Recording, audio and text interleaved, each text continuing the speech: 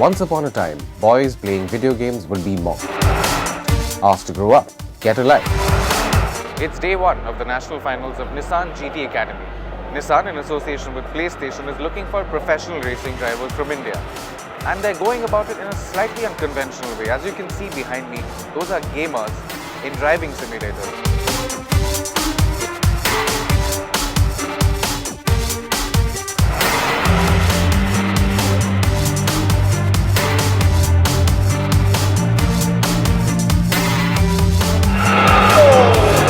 I think the problem with finding racing drivers normally is that you're finding them from a very small pool of rich kids, if I can be rude. And what we do is basically find as many people as we can that are racing drivers and find the best one. These guys just so happen to be racing in the virtual world, and that's why it's so successful. The Nissan GT Academy Battleground is built on the PlayStation racing simulator Gran Turismo 6. From all over India, over 5,000 aspirants raced. But based on their lap times, only 28 made it to the national final. I've actually always been a fan of motorsport, even Dad was, and then I heard GT came in, so I qualified, came here. The online test, and I ended up in 13th position, I think. I gave it one or two shots, and I don't think I would have got any faster had I have known even, but really, it came as a shock. The email came, the invite up to Jaipur, and that was then I realized that, India is taking part, is going to be part of this as well. So I came up here. I didn't expect much, really, because I know that gaming as such isn't really popular in India that much for the old people who are over 30. Now in Jaipur, it was going to be an action-packed 2 days for the participants. The contestants were challenged with two circuits from the world of F1. There is the fast, flowing and technical Silverstone circuit. The other one is the tight, twisty and tough Monaco street circuit. The contestants had to work super hard because it wasn't just about delivering a quick lap time. They also had to prove that they could drive fast, consistently over a 3-lap challenge. The tests were nail-biting and brought the number of participants down to 12 for day 2.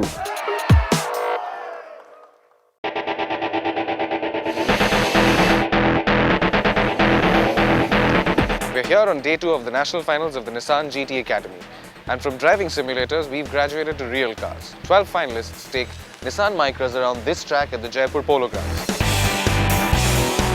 The transition from simulators to real cars isn't easy, especially considering they're racing on grass in standard commuter cars. They've just come from the virtual world. We've seen now the best 12 gamers. We need to start them on a journey towards that GTR, racing that icon, but we can't just put them straight in it. So something like this will show us how that they can keep things like body roll, traction and braking in a car like this before we progress them onto something faster. So this really is a top test, and I would think that they wouldn't be able to get in within a second and a half of our professional driver on their first runs, and it's how they progress from their first run to their last run.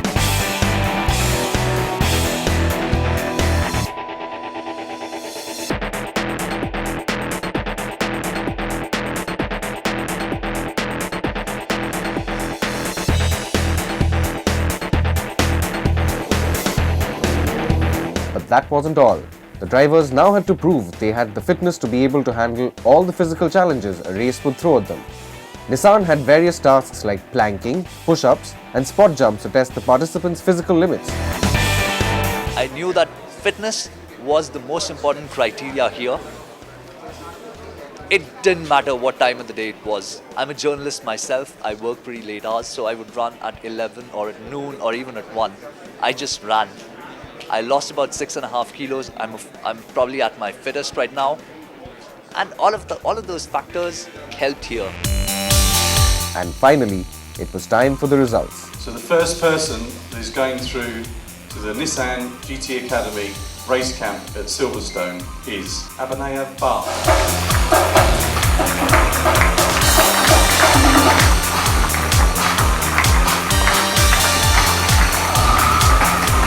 These 6 talented drivers will head to the Silverstone race camp where they will compete with 24 competitors from other countries, and only one will emerge as the Nismo athlete.